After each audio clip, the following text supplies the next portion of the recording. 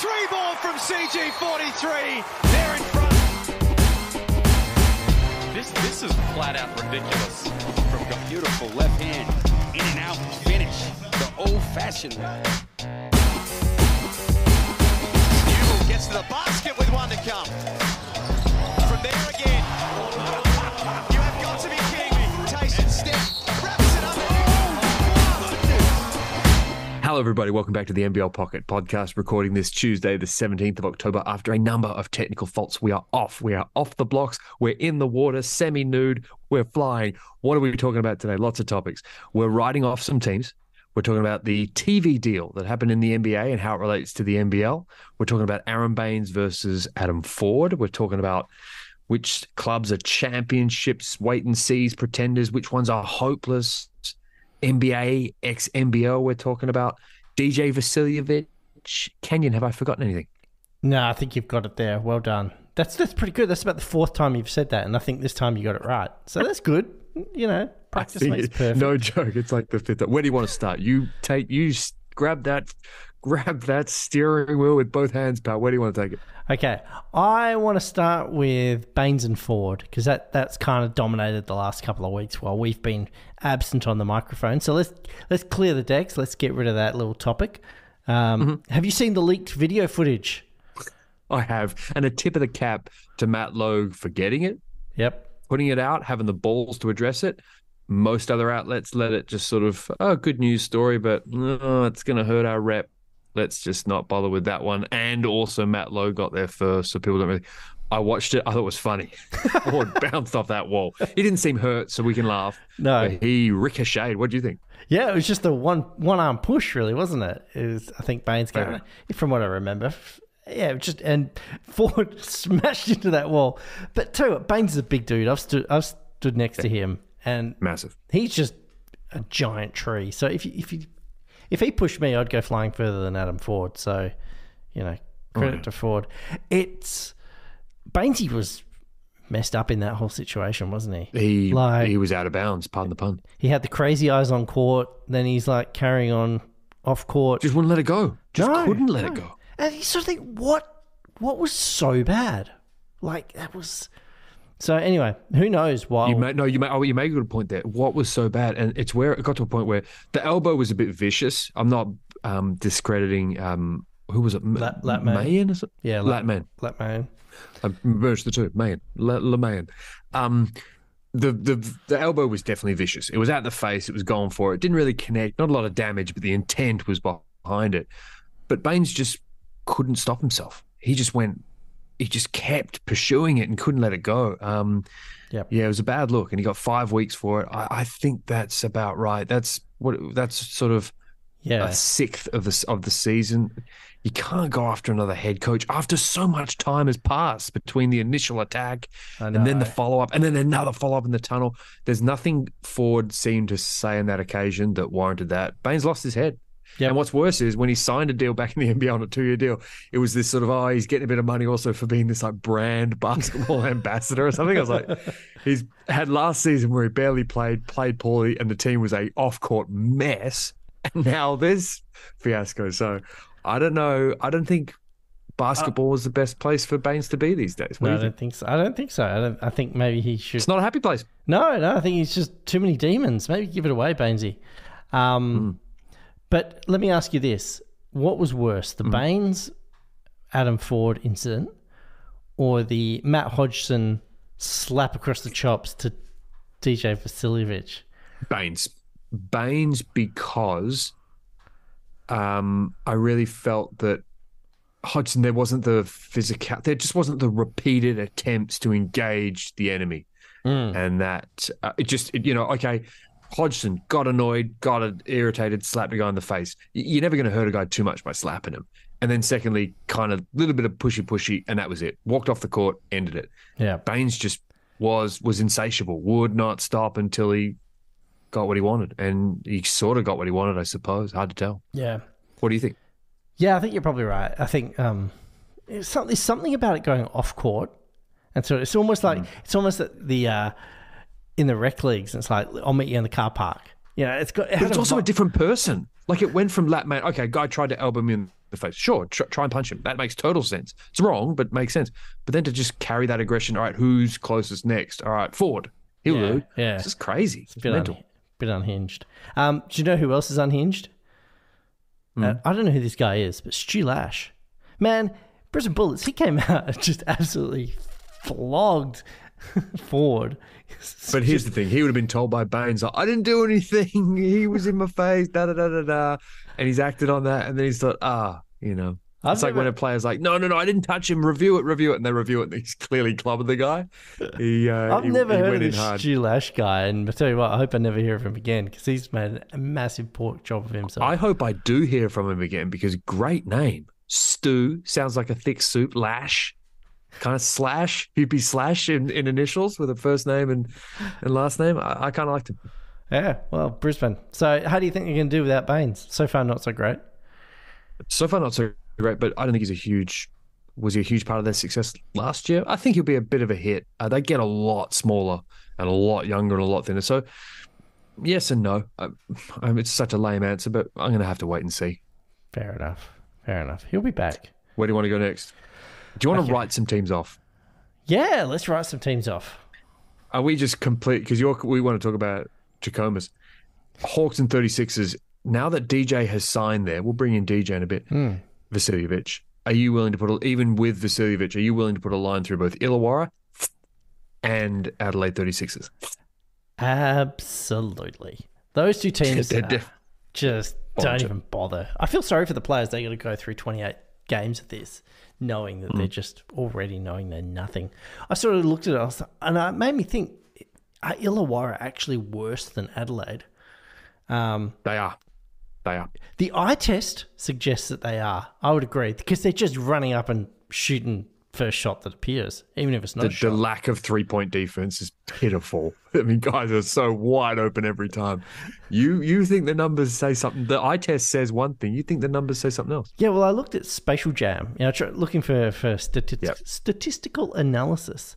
And I was like, Adelaide are worse than Illawarra in virtually every team-based category in terms of the statistics. So, but wow. I just think looking at them, I feel like Illawarra just look disgusting. They look like a team that isn't even trying to be a coached team. They're just running. The lack of, yeah. It's jungle ball. It's jungle ball. They're just running up, shooting anything, couple of random passes, jack it up, run back, play a bit of soft zone defense until they can get the ball back out of the hoop. And the total lack of 3-point defense is just it's flat-footed and lazy. There's such a black spot, both of them, but especially Illawarra. What's the strength of schedule been for Illawarra? Because they have played Sydney. They have played. That's about the only good team they have played. Yeah, they got a win over Southeast Melbourne. And then they played each other and Adelaide won, right? Yeah, exactly. So, yeah, not good. DJ, let's talk about that quickly. He signed with Adelaide. He doesn't move the needle for you at all? Look, he doesn't hurt. But I don't think he gives them what they were lacking. So, just for the people at home. He wasn't that great 13.4. Yeah, well, I was about to say 13.4 points per game last year, 36%. From the outside, like they're numbers that he has a gravity at the very least. I mean, Adelaide are terrible from the outside. Yep. People don't like to mention it, but Jason Caddy's percentage in the toilet. Bunch of I don't even know on that team who is a threat from the outside. So I actually think he makes the most sense on them than anyone else.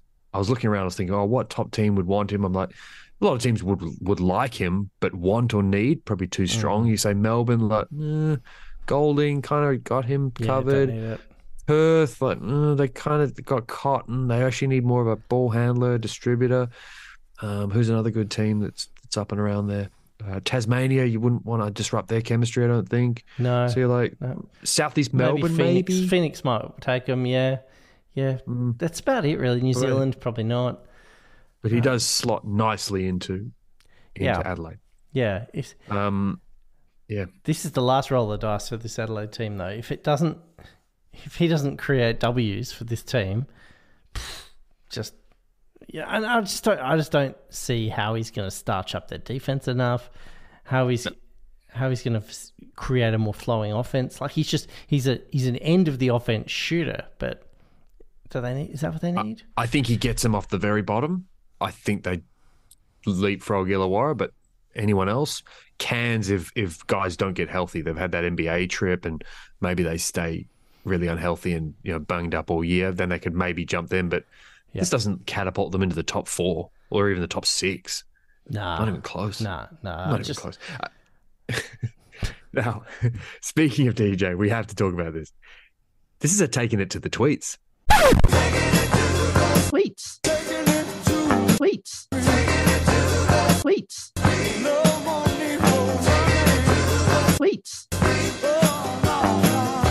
Because you've seen this. Nick Tan on Twitter amazingly catalogued this in September of last year. Did you see this? It wasn't a tweet. It was actually an Instagram post. Yeah. What he said about I've got it written here.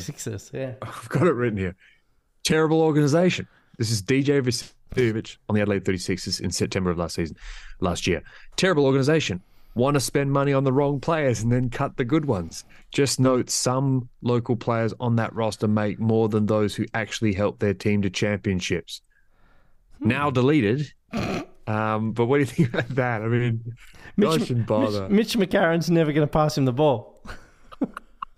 And then to say all that shit and then take their money. It's like it's in The Simpsons. Homer's like, Mr. Plow is like, oh, you're late. He's like, I'll take your money, but I'm not going to play your driveway. Like, you can't say this shit and then take their money. I'm sorry. This is so embarrassing for the club especially and Vasiljevic also. And he took the post down, didn't he? So, like, come on. If you say something, stand by it. Stand by it. And also, I hate to put too much of a sort of philosophical spin on this, but had that horrible incident after hitting that big shot in Tasmania to win the title, gives all this thing about, people should be careful on Twitter what they say.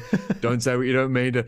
And then you go and do this? It's like, no, you can't do both. I hate to, it's a long bow to draw, but I'm like, at least he should have just kept it on. Say, I said that at the time and I meant it at the time, but when the facts change, so does my opinion or something like that. But then to delete it, it'll be very interesting to see who else comments on this because I think it's hysterical. I like DJ Vasiljevic as a player. I think he's really, really good.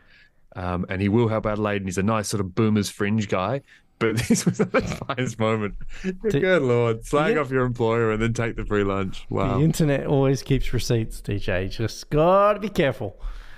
Got to be careful. Speaking of taking it to the tweets, I just want to quickly get this one out there. Senator Briggs is a guy, I think is a musician, put out this one, and I'm paraphrasing, but Brett Ralph of Melbourne United donated $75K to the No campaign. I think Melbourne United have their Indigenous round in round 11. That's going to be, what's more awkward, that or when Vasiljevic suits up for Adelaide? That's pretty bad, isn't it? Like there's never been any clarification, and there won't be. It'll just skim along. No. They'll say that's a bad look. They'll say he did that in his, private citizen or his own private company, not under the banner of Melbourne United. Yada yada. Yeah. But it's not a great look. Sour taste. Sour taste in my mouth. You got a sour taste in your mouth? I have a very sour taste in my mouth. Well, there you go. You've put a sour taste in Kenyon's mouth. And when you put something in our mouths, we put something in yours. Do you know who else puts a sour taste in my mouth? Or what else? Who's that? Jacob Jackamus is coaching. Going back to Illawarra. Yeah. I have to just finish this. I just have to finish this. Sorry. I have grave concerns for this dude. Last year, he had a team that was banged up. Lot of turnover, and sort of everybody gave him a pass mark. Okay, this season he's come around again. He's got a much better team, got the players that he wanted, and they don't look like they care. They're not coached. This jungle ball. He's calling substitutions at random. He doesn't seem 9 players in the first quarter. 9 players in the game in the first 6 minutes. Yeah, 6. I think you've got to look at it and say, is this guy, might be a nice guy, but is he really cut out to be an NBL head coach? And if it wasn't like the plucky Illawarra Hawks, would he still have a job? If he was coaching Melbourne United, they've got form. In the past, they've gotten rid of coaches. I just don't know how he's into his second season and there's not more rumblings about getting rid of this dude. I'm willing to say that looking at it practically, you said it best. Last year was a write-off, lots of injuries. Gorgon had left. They needed some sort of stability. That I understood. Yeah. But I think we've seen enough where it's like, I'll give them to 7 games. That's a quarter of the year. That's when you know, like, all right, maybe you've had a few. Everyone's got injuries. Yeah. Melbourne have injuries. Perth have injuries. Everyone's got injuries. They still kind of maintain. Sydney's got injuries. They haven't had DJ Hogue.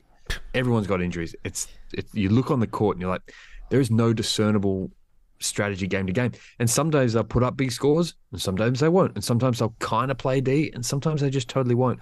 Where's the consistent coaching? At least the team is like, okay, we're bad, but we're bad in this way. Or maybe we could win a game in this fashion. There is no fashion. There's nothing there. So, yeah, I think he was a weird hire where he didn't have a heck of a lot of experience before Gorgon got there, was an assistant to Gorgon. That would be the easiest job in the world. Like, shh, quiet, Gorgon, do whatever he says. He's done it for 50 years. Pretty easy spot. And now has come in and probably going to struggle. Yeah. You're right when you say it. I mean, what I find funny is people out there, this is for people beyond basketball, if you're in your workplace, this is how you know the world's broken. Here at NBL clubs, walking around like, yeah, we're trying to win the championship and we're a serious company. Trevor Gleason's on the sideline. Any team at the moment can go, Trevor Gleason, sorry, head coach X, whoever you are, you're fired. We're bringing in the best guy because our members want to win and we want to be a good, team to our fans. Yep. That's what a real business would do. They don't do it. At any moment, they probably don't have the money to do it, but I'm just saying that's how you know the world's broken, because you would have thought every team would be, if they were true to their fans, they'd be knifing their head coach for Gleason. Am I right? Oh, yeah, absolutely right. Speaking of which, that's a nice segue into another coach that perhaps should be knifed, and that's John Rillie of the Perth Wildcats.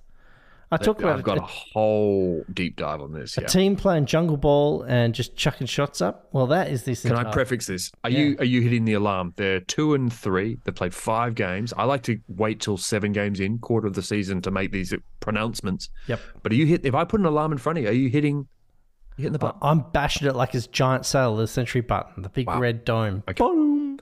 Yep. We got problems. Perth Wildcats, you are cooked already. If you don't make some massive changes, you are done. Can I just hold you up there? And I'm going to give you the good with the bad. Their 3 losses have come against Southeast Melbourne, who we agree are kind of upper middle table, 4 to 6. Yep. Melbourne, you think they're a title favourite, and Sydney. Yep. That's their 3 losses. Their 2 wins have come against Tasmania, a team I put at the very top 2 team, and then Adelaide. That's probably a given. I didn't actually note which games were at home or not. That doesn't change your thinking at all. I mean, they've lost to 3 really good teams. No, cool. 2 really good teams. So they might make it to the finals and then get beaten by those teams. Like, no, yeah, exactly. And they just look, even when they just look ordinary. They're not a good team. It's a team full of dudes in it for themselves. They don't play defense. Oh. And their let me just give you basketball stats. IQ is extraordinarily low. Well, here are some stats for your ass. Offensive rating, 5th in the league. Defensive rating, 8th in the league. Rebounding percentage, have a guess where they're at in the league. Second last. Dead last. Oh. So they've obviously played a lot of games. And here's why I'm also hitting the alarm. A little bit premature, but I'm hitting it. Doolittle's hurt and the injury looked bad. Yep. Secondly, it's not an alarm of this team's going to finish last. We know they're going to be better than Adelaide, Brisbane, Illawarra. We know that. Yep. But this is the Perth Wildcats, 10,000 members, big club, 36 years of the finals. Well, until recently, had that 35, whatever it was, snuffed out. Yep. This is a team that needs to be in the top 4 of a year. This is not a drafting league where you kind of build a team and get bad. This is a team where you can have sustained success because of the way the structure is. Yep. If Perth are not, at least, and just the as you say, the optics on court are so bad. They've had all new personnel, exactly the same problems. They don't play D and they don't rebound. And Gleason and Damien Martin were on the commentary. They could barely contain themselves. When I think it was against Melbourne, they just gave up and they were sort of arguing about a play, and Melbourne just inbound it, laid it up. Yep. And Gleason was like, "Oh," and Damien Martin goes something like, "Oh, wow, that's happened," and no one's really caring. I mean, if you did that when Gleason was coach, he'd have your nads. Yeah. So it's just, and so you're pointing at it really predominantly or exclusively? Where I'm pointing it in two different directions. I'm pointing it at Riley because he's got doesn't seem to have any gravitas or strength over this playing group, and he's not running any. What are his sets actually delivering? They're just delivering random shots, and they're giving nothing. And the defense is terrible. So I'm putting all of that on him. I'm putting roster construction onto Danny Mills because what don't you like about the roster? Because in the preseason, I think you went the over on the roster. Yeah, I know, but the eye test is I've never been a fan of the Websters. I don't see why you would ever sign those guys. I'm so hard out on both of those dudes. It's not funny. Usher, Corey, I've got more time for. Corey, I can see why, but he's been given too much leash. Sorry, I'm interrupting. Sorry. Yeah, no, and you're right, and that goes back to Riley. So, but Usher came in talking defensive player of the year. His defense is terrible, and terrible. His offense is it's hit or miss, but none of those shots are particularly great shots. Some just happen to go in, and every time he takes the amount of long twos this dude takes after a dribble move is ridiculous. Man. When you've got Bryce Cotton just being iced. It's iced, cold. It's brutal to watch. Yeah, it's sad, and I just think I look at this roster and I go, Sarr is better than I had thought. I actually really like Alex Sarr. I think he's a really good player. Yep. Pinder is a little bit reckless. We were talking about this kind of off air with friends. Pinder is reckless, but he can do so much. He's athletic. He's a four. There's so few good fours. He's a good player. Doolittle, good body, got hurt. Still kind of hard to tell. Jordan Usher is a capable athlete and player. I like him. And then Bryce Cotton. What you get out of the Websters is a bit of trick or treat. And then Hiram Harris, who barely plays. I thought he was going to be your seventh man, and Wagstaff was basically not going to play. But I think that's a roster where, if coached well, they're a winning team. So I'm putting this on really, and as I said before, different team, same problems, almost identical. The same stuff you're seeing last year, you're seeing again. And I look at, but where it's intensified and got worse is Cotton's not happy, and you can tell. And it's all these things banking up where the citizenship thing falls apart. That's got to be frustrating. All this change, all these new players, guys taking your shots. He's frustrated on the court. He can't even contain it.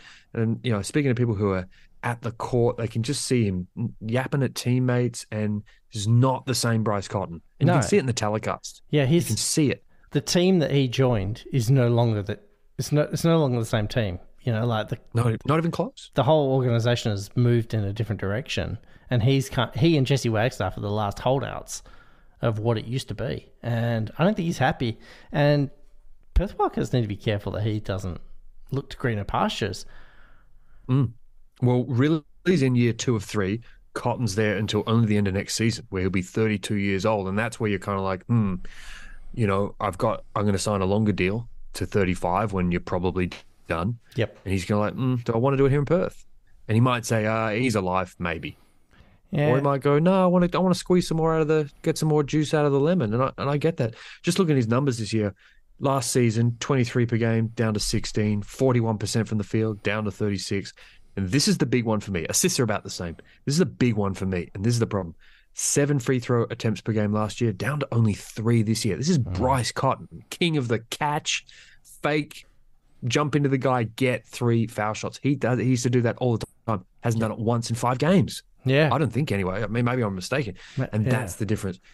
Everything's off the bounce for Cotton now. There's nothing where he comes off 2 screens, catch, straight away fires, or comes off something, catch, pump fake, 1 dribble, or that crazy 1 dribble, then the huge snap back, step back. There's none of that. It's all ball pinballs around. It finally comes to him, and he has to lay down 6 dribbles before he can do anything. Yeah. It's not his game. And really, and whenever they do run a little sort of horns action for him, hate to get too technical, and I probably just said that out of turn, but like they give him 2 down screens and he runs up to the top of the 3-point line, scored great, and they just do it so seldom. So that's on really, and the alarm is hit. I'm sure he misses the stagger screens and the curl cut for an open 3.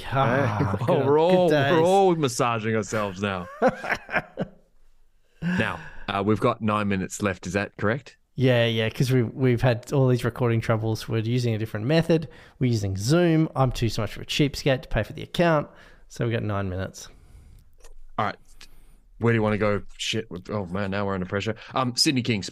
They're 4-1. They've beaten Illawarra, Adelaide, Brisbane, Perth. Are they as good as you think? They're third in defensive rating, third in offensive rating, second in defensive rating, first in pace. Are they, what do you think? They're the team to beat. They're the potential champions already. They still got DJ Hogue to slot back in. Bolden is way ahead of where we thought he would be. And the coach looks to be an absolute jet. So lock them away. I'm putting them in the grand final now. Oh, they're top four. Definitely top two. I mean, Melbourne, their defense is out of sight. I want to make one criticism. First in 3-point attempts per 40 minutes, that's 35 a game. They blaze from the outside, which is not necessarily a bad thing, but the day it's off is the day it's off. Turnover prone, 14.9 points per game, third highest behind Cairns and New Zealand, who are both played barely any games. My one criticism of this team is Denzel Valentine. 57 points scored, 36 from the 3-point line, only 6 free throws in 142 minutes. Turnover to assist ratio, not great, 27-16. To put that in perspective, he's taken 6 free throws. Craig Moller has taken 6 free throws in 57 minutes less than Denzel Valentine. That's like almost 1.5 full games of time. My question is, when Hogue returns, does that perimeter get a little bit squeezed? Because they're both just standing out there looking to fire. That's the excellent question. I was going to say, I'm okay with those stats now. I'm not okay with that if Hogue is back. That's where Valentine's got to find a new way to add value to the team. He just doesn't attack the hoop. They've lost a lot of dynamism. Glover's not quite having the same year. Yep. They've lost a little attack of the hoop. Jalen Adams is going to have to make up for that. That's where we're going. Yeah, but I think don't forget Galloway as well. Galloway has been super impressive. True. Touche. He's been really athletic, and I think he's looking good. He's looking like way better than I expected him to be. Canyon, I'm going to move up. I'm going to move on fast because we've got 7 minutes. NBA x NBL. Thumbs up, thumbs down from you. Big thumbs down. I've even been forgetting it's been on this campaign for the future. Well, this campaign's been a total disaster. I think they need to park the whole thing for a few years and get people excited about it again. I think the novelty is well and truly worn off, and especially when it's mid-season, it's weird and it's unfair on these teams. Yeah, or send a select team. Yeah. Yeah, like an actual. It's just the NBL logo, not Cairns Taipans. Your team getting crushed. And I think that lost a couple of years ago. I think the USA and the NBA teams have taken a hit. All this sort of championship of the world shit, all that talk, and then the World Cup loss of the NBA guys, and then the loss in the NBA to the NBL with the Randall team. I think they've gone, no, not anymore, and they've absolutely smacked these teams. Having said that, Cairns have been very hurt. And New Zealand were closer today against whoever they played. It's really irrelevant. Yeah, exactly. And there's my point, right? Against whoever they played, and who cares? The coverage has been atrocious. Yeah. Haven't even been on telly. So why bother? One was on TV, I think. This would be so expensive. I think it's got a future in the fact your players, you guys get to play on NBA courts and stuff. It's very good for the players. It's a really cool thing, but you have to just show a little bit of clout and be like, no, we're not going to play at that time. We're going to do something differently. Shea Illy was on a major shooting slump, 5 of 31 before 14 points, 3 of 7 in the most recent game. I'm just firing through stuff. He was really good. He was really good in the World Championships, and then just seems like he left his jump shot over there. 5 of 31 through however many games they played, 4 or 5. Crazy. Let's move to this one. I want to quickly talk about the TV deal. The NBL TV deal is up at the end of the year. You're going to start seeing all the sort of, data reach, audience reach is up, potential. Yeah. Please re-sign us to another deal. Yeah. And I want to talk about this in the sense of the Utah Jazz and the Phoenix Suns. Those owners have basically taken their rights off of Foxtel and the Foxtel equivalents over there and own their own rights, so that now people in those areas can just get a pair of rabbit ears and tune into their games. It's really innovative. It's a real risk. So they leave about $20 million on the table doing it, but it means they have full control of their rights. And what that means is, instead of only showing it to the million or so people in that quadrant of the USA that has Fox or the cable, they now can give it to everyone. And I think the NBL, and certainly someone like Paul Smith of Sydney, who loves a risk, needs to do something like this, because right now they've got the games on ESPN and Foxtel. No one's got that crap. No one's got Foxtel anymore unless they're over 50. So I'd say take back your local rights And that way instead of getting 1 million subscribers across Australia, you get a chance to pump it to everyone in your municipality. Yeah. I'm speaking quick because we're running out of time, but yeah, I just wanted to say that and get that out there. Yeah, I remember, back when basketball was in the doldrums, I remember Perth had that for a couple of years. It was some local deal with Channel 7 or something. I remember bloody Basil Zemplis on the commentary. It was like disgusting. But yeah, so I mean, there is, it can be done. I just don't see a Kesselman-owned league authorising that. He's so centralised, it's like everything's got to be for the brand. I don't know what the rights are like. And you make a good point. And this is to sort of shift off. Like this year especially, I've noticed that there is so little vested interest between the clubs and the league. The league is going on its sort of expansion next stars trip. Yeah, and the clubs are kind of like, we're trying to win the season with our best season players like Cotton and Adams. We don't constantly want to hear about, some kids 12 points off the bench. The two are really diverging. Yeah. I hate to be harsh, but I think it's really cynical. Yep. And I like the league, and I know that's where they make their money, and I get it. But what I'm saying is the divergence in invested interest, club and league working together, it's never been further apart. And Chris Pongrass's comments today about contracts don't protect players and the club to have that relationship, I think it's really unhealthy. Sorry to take the microphone so much. What do you think? No, you're right. And I think all this next star stuff sort of damages the integrity of the league. It starts to become too much too much sizzle and not enough steak. If you've got all these like little, what's going on? It's like we're playing the NBA teams and now we've got next stars and we got this and that. It's like, can we just have teams trying to win? Like it used to be, like a competitive league. And a healthy balance is key. But right now the mix is off, recipe's off, and it's actually getting my dander up a little bit. Mine too. Quite a bit. Mine too. I'm just checking my dander, and it's up. Hang on, can I have a quick look at mine? It's sitting on my shoulder. It's like a parrot. I'm like a pirate right now. Arghhh, me dander. Dander. That's the name of the episode. That's happening. Listen, that's all the one thing I'll say is this. They're trying to get a new TV deal, and Melbourne United get all these games, and they're so disgusting to watch. They're these pound it down. We haven't talked about it yet, but that first game of the year was so bad. It's so bad. It was gross. So I'm like, this is a hard TV product to sell when they have to. Oh man. But never mind. Yeah. They'll still get all the Melbourne players to commentate, and the Melbourne teams there. Southeast Melbourne anyway. That's the Jam TV deal with Maguire's company. Yeah, scammy. We got just over a minute left. I have got to say I was going to say something really good. Now I've forgotten it because you go ahead. Shh, damn it! You don't have anything. Well, I'll just. That's what I was going to say. It was in-game commentary. That's where I was going with that. I like it. It's like they figured out that having commentary teams in the stadium makes for a better product. Yeah.